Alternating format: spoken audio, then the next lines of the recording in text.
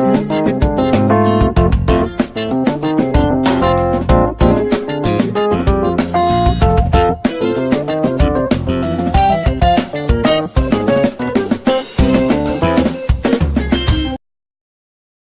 everyone, you are welcome to Anchor Network where you get reliable and authentic news that are so crucial to you.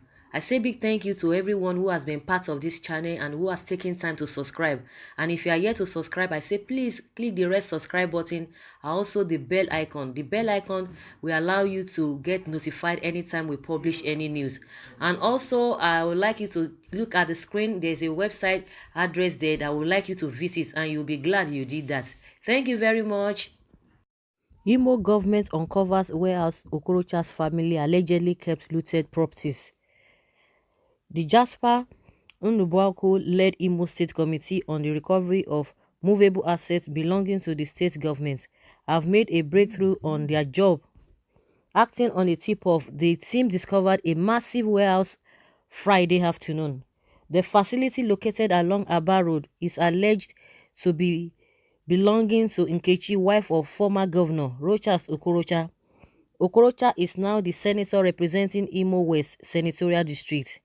Daily Post gathered that it took spirited intervention to stop the youth from setting the entire warehouse ablaze.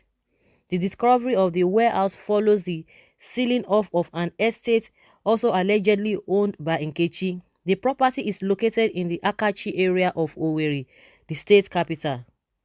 The blocks of flats and bungalow were allegedly built with state funds and proceeds of corruption.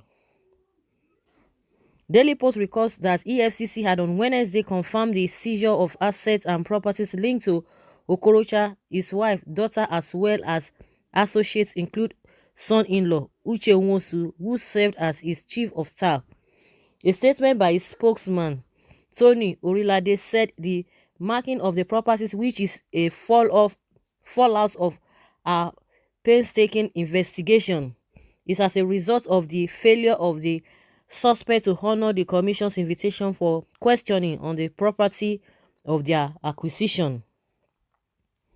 This is really serious. One thing I've discovered is that, when there is a power change from one party to another, you're likely to see this kind of a thing.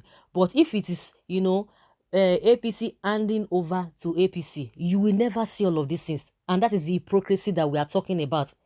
And that is what has been happening in most states that, they've been ruling the state for a very long time. You can never hear this kind of a thing because the same party that will take over from the same party.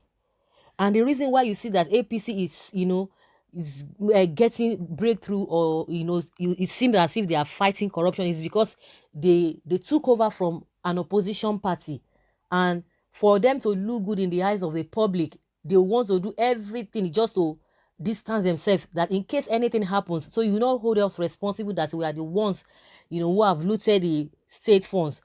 But had it been, because the same thing happened when PDP, has been ruling since 1999 up until 2015.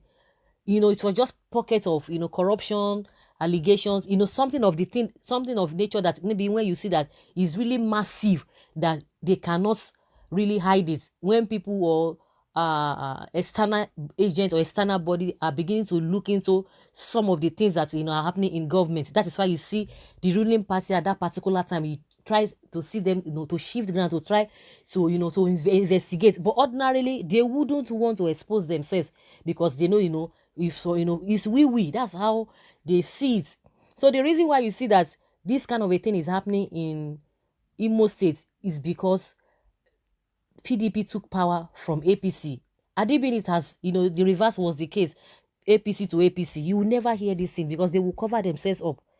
So if this kind of a thing can really happen, that you are taking over from your party, the same party, and the person that was in charge of that government at that time, if you can really investigate and look into what the person has done at that particular time or those period that the person ruled, even if the person is from your party, we'll be recording a lot of sources. But with all of these ones, I think Okorocha will like, what has he done? But that is not a yardstick for him to have done what they said they uncovered. It's still allegation, of course, but he's still going to come out and tell you that there was nothing of such, that they are just trying to frame him up. He will come and defend himself. That is how they always do. But at the end of the day, even if he comes to defend himself, who is going to follow through to know that, okay, whether what it has come to debunk is true or not, and they follow it through to the end and see, of course, that if if he's going to be guilty or not, or they charge him, or hand him to the appropriate court that will handle the case.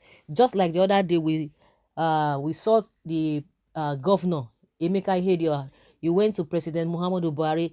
Like he said he's not even ready to fight any corruption. That all he wants to do is to make sure that the state gets to where it ought to get to, to bring about development. That the state, the nature of the state now is in a sorry state. Everything has collapsed. Everything has, been destroyed by Okorocha. That was what he told the presidents, and now he wants the presidents to help them financially so that they will be able to boost the economy of that state. So now they are discovering this one, or we are getting to know their discovery about some of the things Okorocha has already looted. So definitely we are going to be waiting for him to come and say what he knows about this discovery. So guys, that is just my own opinion. I would like to hear from you by putting down your comments in the comment section. Thank you very much. Bye.